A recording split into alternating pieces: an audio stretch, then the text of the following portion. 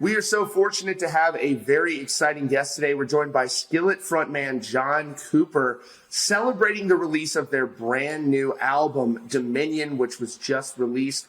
You've heard singles like Surviving the Game, which unbelievably already has over 12 million streams. You guys are crushing it as usual, and this record is out everywhere right now. You can check out their music videos. You can listen to it on places like Spotify, every other place where digital music is sold. And it is so great to have new music from Skillet. You guys are going out on tour, or you just started tour. Is that correct? That is correct. It's so good to talk to you again. I enjoyed it more when I got to see you backstage at, was that Virginia? That's where that was. Blue Ridge, yes. Man, was that a great night or what?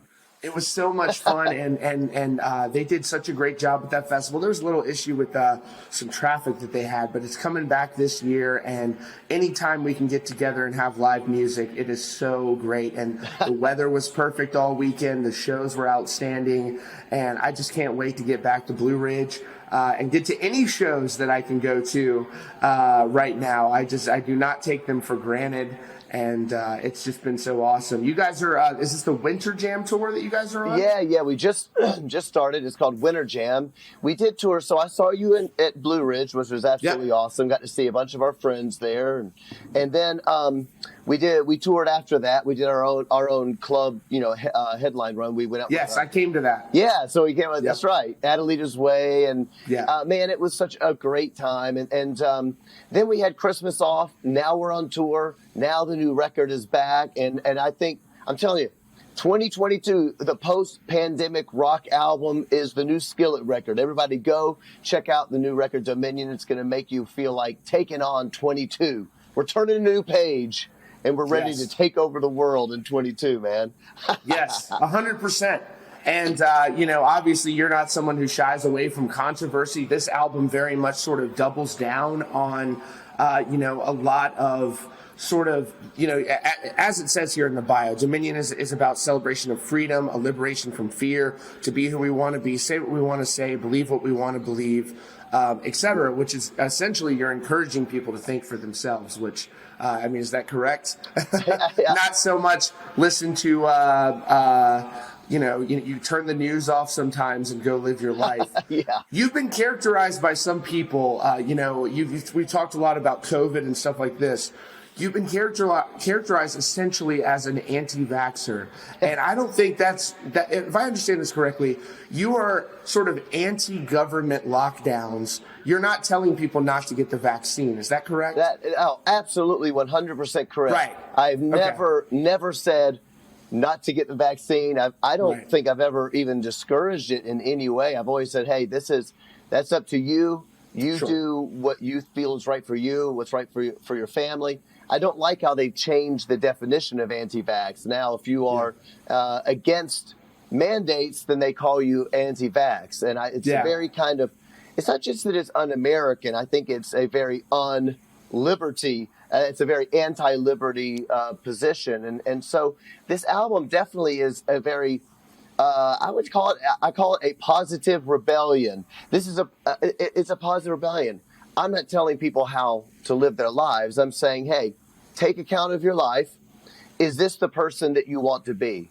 Do you want to live your life in this fear? And I know we talked about this last time, but a lot of this record is about battling that fear, because I know people that, God bless them, they've struggled so hard during this pandemic. Some of them have gone back to, substance abuse. We're talking about people that have been, clean and sober for 5 or 6 years. In record numbers. Oh yeah, they had put that demon away, and then they just couldn't handle this last 2 years because it's been really difficult, and they've gone back to those harmful things that are really hurting them, hurting their families. So this is you still have a little bit of control over your life. You have a little bit of say. You may not be able to control all the stuff out there, but you can control what happens in here and in here. So get a hold of yourself, and it's time to take account of your life and be the person you want to be. And so I think it's a very inspiring album. And at the very least, it'll make people go to the gym and get back in shape for summer 2020. I'll tell you that. I'll tell you, I couldn't, I'll tell you that is absolutely, from what I've heard of the record so far, I love Surviving the Game. I love the messages in the songs, which is very much about, anything that encourages my ass to get off the couch and go get in the gym and get in shape, buddy. I'm going to tell you right now, that is, I need all the encouragement I can get. And I really, really appreciate when rock bands are willing to go against the grain and go out there and say what maybe, so many other people are not willing to sort of take risks and go against the popular culture per se, or maybe there's not a popular culture at all. Maybe it's just rock music has gone stale. And I think when rock music is at its best, you have a variety of strong opinions. You have a variety of people from all different perspectives that have not less opinions, more opinions. And I know exactly what you mean. I mean, I find that. I mean, rock music, funny enough, as you know, I grew up in a very religious home. My mom would not let me listen to rock music. I mean, not even pop music, okay? Nothing with drums, nothing with guitars. And the funny thing is that that's because rock music was known for rebellion. It was a revolutionary style of music. And the funny thing is it's supposed to be contrarian. And I listen to all sorts of rock bands who sing things that I absolutely do not agree with 100%, but I like the music. It makes me feel good. Or those songs mean something to me that are different than what the maybe the writer intended them to mean. Like a good example would be like Trent Reznor, Nine Inch Nails, Hurt. Hurt is an awesome song. I don't know exactly what Trent Reznor meant when he wrote that song. Sure. I know that he and I come from different probably ideologies and worldviews and maybe religious viewpoints, but I know how I take Hurt. And when I hear that song, I think, yeah, that to me sounds like the human condition. That sounds like the way that I know I've treated my kids. And I wish I hadn't have, but I have. I've treated them poorly sometimes, and I've had to ask forgiveness for them, So songs are supposed to mean different things to different people. So if you're only listening to someone that agrees with you about every single thing, what I think it does, it just tribalizes everybody. So I don't mind if people come and say they're, Corey Taylor's a pretty good friend of mine. We're not best friends, but we're pretty good friends. We toured together. He's one of the coolest people in this market that I've met. Probably don't agree on a whole lot of stuff, but I love talking to him about politics or religion. Right.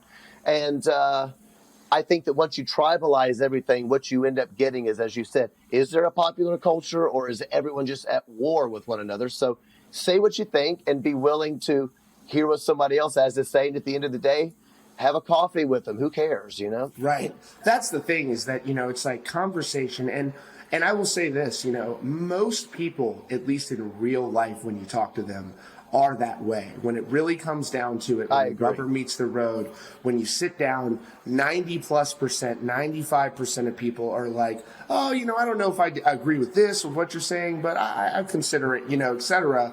And really that is what is to me special about the world. When I grew up, in school, they told us like, oh, we're all so different. That's what makes us great. We don't want to be the same. And now it's sort of presented in the other way where everybody from both political parties are so divided and they want to put everybody in in a box. And well, you're either a Democrat or you're a Republican and there's no in between.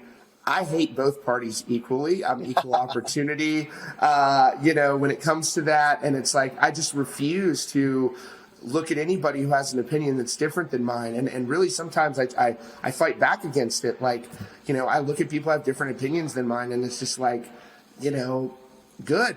I'm glad you have a different opinion than mine because many times somebody will come at me with an opinion. Well, have you considered this perspective? And I'm like, well, to be honest, no, I haven't. And that's how you get smarter. You do not get smarter by people all having the same opinions. And it just, sometimes people really take the things you say and they narrow it down and they really take one sentence of what you say. And what you'll do is, on your podcast, you'll precursor, hey, I'm not saying I'm against the vaccine. I just think maybe the government shouldn't be forcing people to take it. And then people will say, this dude is telling people not to get the vaccine. I've never heard you say that. And it's like, like it's just a decision for people to make. And again, it's just, I appreciate when people are willing. So many times I'll do interviews with people and it's just like fake and very sanitized and stuff like that. And it's nice. People like you, people like Corey Taylor, people like Ivan from Five Finger Death Punch, people that are very much, they have their opinions and they really don't care what people think. And each one of the people I just named all have very different opinions on things. Absolutely. That's what's cool. I think you're right about that.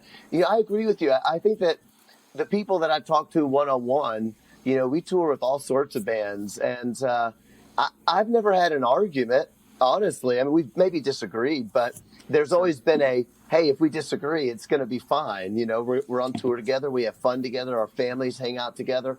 I really like that. And I will also say, I think one of the issues is there's two issues, and I think one of them I talk about on the record, which is this idea that, how do I want to say it? That you're not allowed, the reason people probably come on an interview and maybe it seems fake or stale, they're afraid to say what they think. And I think that is really not good. And I don't mean that, I'm not saying that I think they're cowards. I think that they might be being smart because it costs you something. If you say anything that is out of line with what really the mainstream kind of narrative, what they want you to say, you say anything out of line, you are going to be lambasted on social media. And the consequences, I will tell you, the consequences are real. It can cost you job, clout. There are people that say they would never tour with Skillet again because what I said about A, B, or C. The difference for me is that that's okay because I'm big enough that I can tour on my own. I wish that wasn't the case, but it is. And I think what we really need, in my opinion, we need acts bigger than Skillet. We need the big boys to really come out and say, this isn't okay. This isn't okay. Everybody has a right to their opinion, and we're not going to start canceling everybody based on something they say about politics. So that is under, I think, the broader kind of rubric of cancel culture. But I do talk about that kind of stuff on the record. It's about not being silent. It's about standing up for what you believe. And when you really believe something as a conviction, then if it costs you something, it's okay. It's worth it. That's what a conviction is. You're ready to die for it. You're ready to be in prison for it. You're ready to lose your job for it. And that's not easy to say. So it's a little bit of what I would call counting the cost. You got to count the cost before you get out there and start saying something, because we're at a time when it's going to cost you something. But I think that a lot of rock fans appreciate it. Even if they don't agree, I think a lot of rock fans say, hey, that person's standing up. And at a time when we're all kind of afraid to say what we think, even if I disagree with that, with what Skillet is saying, I kind of can respect the fact that somebody's willing to lay it on the line. And that's how I feel about people that stand up, whether we're talking about the names you just mentioned, which are people that I disagree with a lot. That's why I'm a fan of theirs. That's why I respect them so much. So I think that that's important. And the last thing I'll say is this about this topic.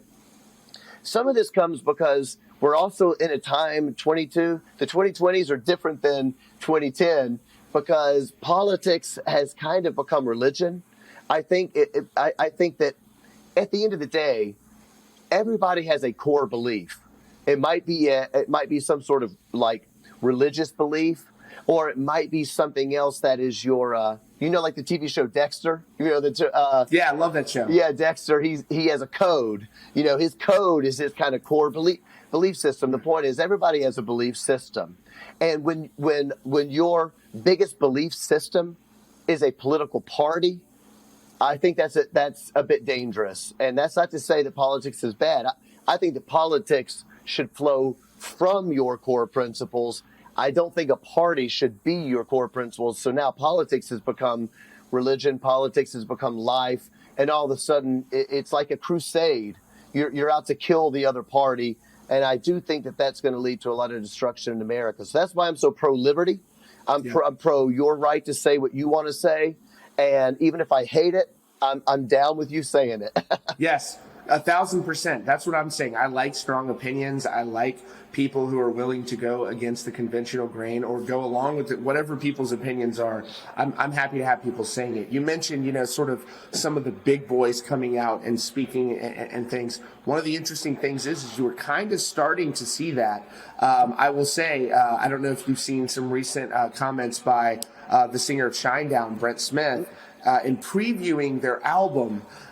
Publicly, he has said that this album, the 7th album from Shinedown, is going to ruffle some feathers.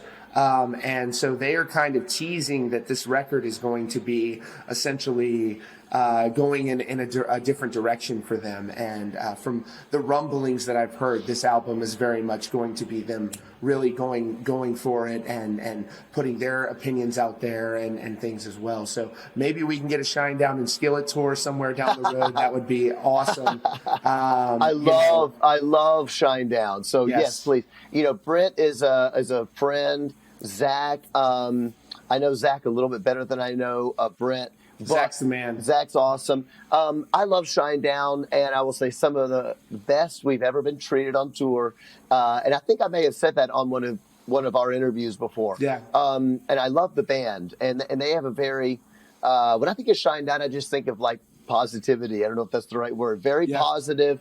And so I think that Skillet and Shinedown crowds go really well together. So I assume, even though I've not heard their new record, I assume it would be a great matchup because our new record is extremely positive, even though I know that I say things that make some people mad. The record is very, very positive. I don't find it preachy, even though I think people would probably know what I mean when I say the songs. But like you say, it's leaving room. It's leaving room for interpretation. But there is this message of pro-freedom, pro-liberty. And I think that's a really unifying, inspiring message for America. I think a lot of people are going to resonate that. I think my favorite song on the record is a song called Destiny. I can't wait for fans to hear it. It's not one of the singles that's come out, so nobody's heard it yet, unfortunately. Yeah. But go check out the album. You hear the song Destiny. It's a song that's about forgiveness. It's that sort of like that moment when you finally let something go that you've been holding on to for far too long. And again, whether people are religious or not, everybody knows that feeling of bitterness is just not good. It locks you up. It just like it makes you less than a person. And I don't really know how to say that. You're holding on to it, and then all of a sudden you let that bitterness go, and you forgive someone that maybe doesn't deserve it, and then you find out that really in the end you're not even doing it for the other person. It's actually really good for. When you forgive somebody, it benefits you in an incredible way because you're free. This song, Destiny, is about that kind of forgiveness.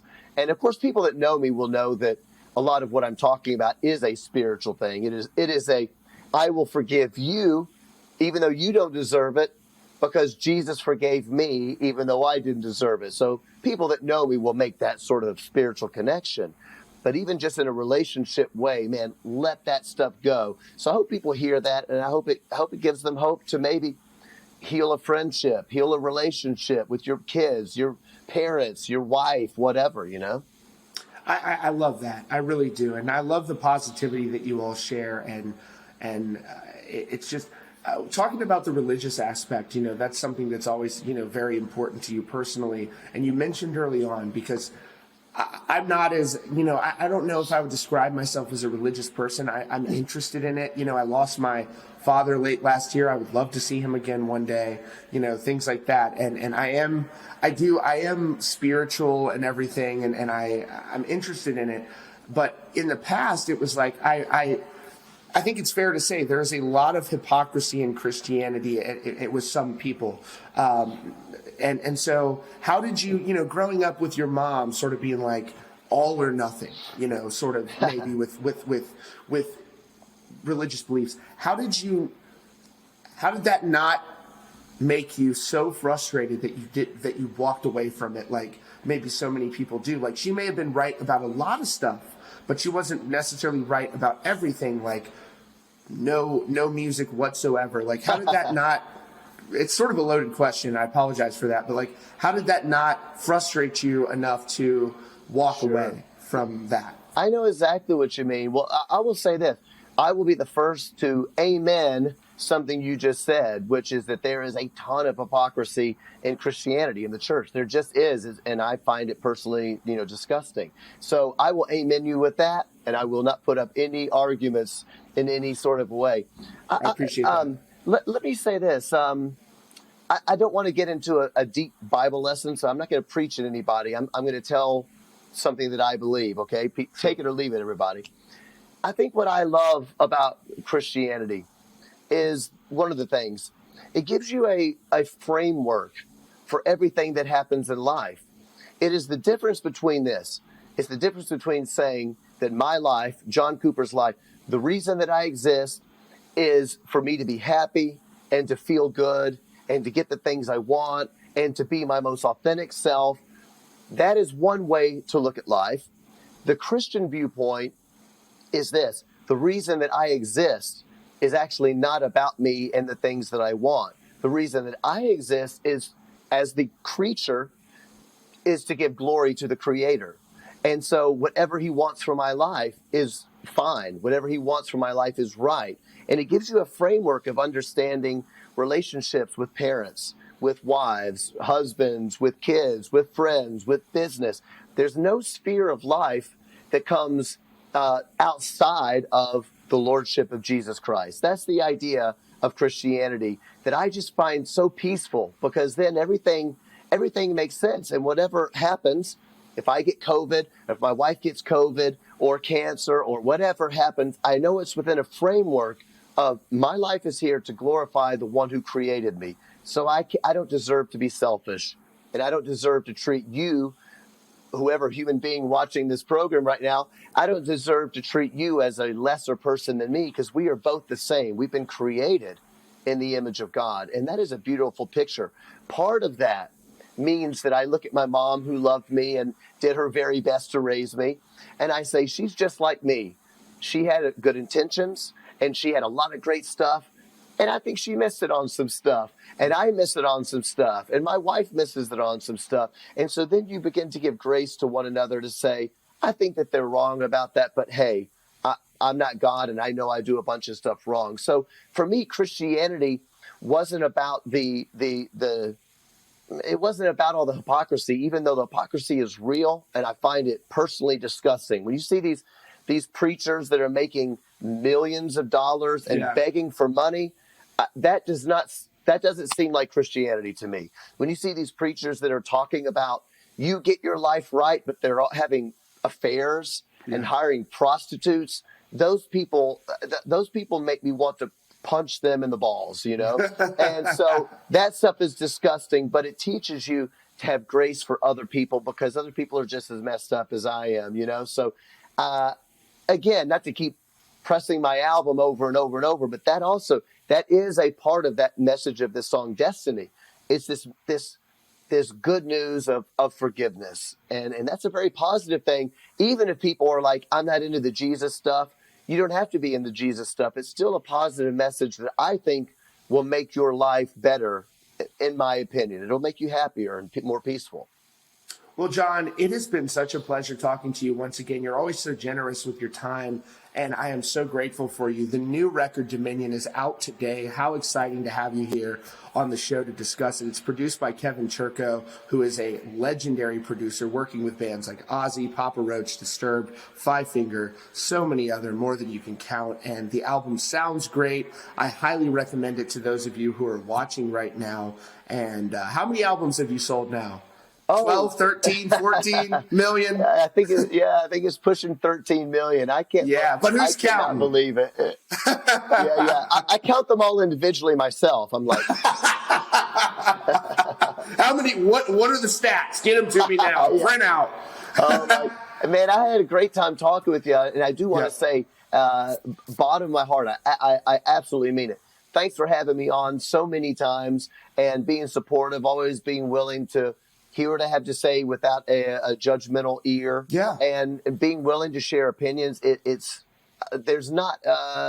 a unique show that you have. And so I really appreciate it. I appreciate all the people watching out there, whether they're Skillet fans or not. I appreciate you guys taking the time. It's a pleasure to have you, John, and always great to speak to you. Awesome. Have a great one, my brother. You as well, bro. Appreciate it. All right. Peace. That's your latest update from Rockfeed. Be sure to click the subscribe button and the notification bell so you don't miss out on future stories. Check out the recommended videos on your screen and visit rockfeed.net for more.